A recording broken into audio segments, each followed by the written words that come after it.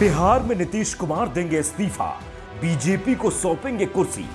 नीतीश को हटाने की बीजेपी ने कर ली है पूरी तैयारी। राष्ट्रपति चुनाव के बाद बिहार में बदलेगी सत्ता। जी हां, बिहार में हलचल तेज हो गई है।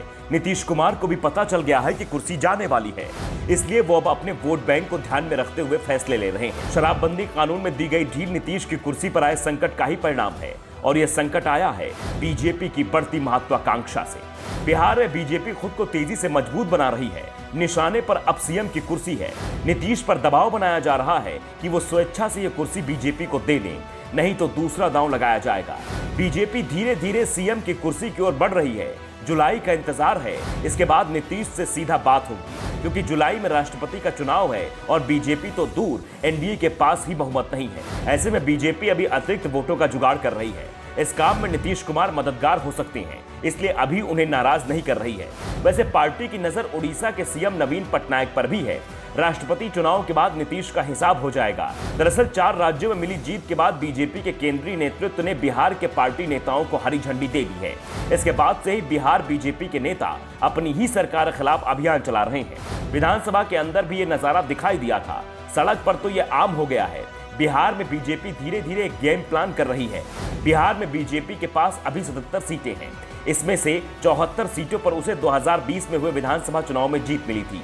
3 सीटें दल बदल कर उसने जोड़ी है। विकासशील इंसाफ पार्टी के 3 विधायकों का दल बदल कराकर बीजेपी ने अपनी संख्या बढ़ाई है। वीआईपी विधानसभा चुनाव बीजेपी के साथ लड़ी थी, लेकिन यूपी चुनाव के बाद बीजेपी ने वीआईपी के तीनों विधायकों को अपने पाले में कर लिया और मुकेश सहनी को मंत्रिमंडल से बाहर करवा दिया।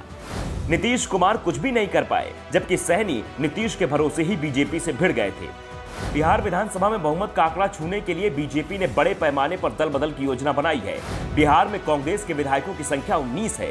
राज्य में इस समय कांग्रेस किसी भी गठबंधन में नहीं है।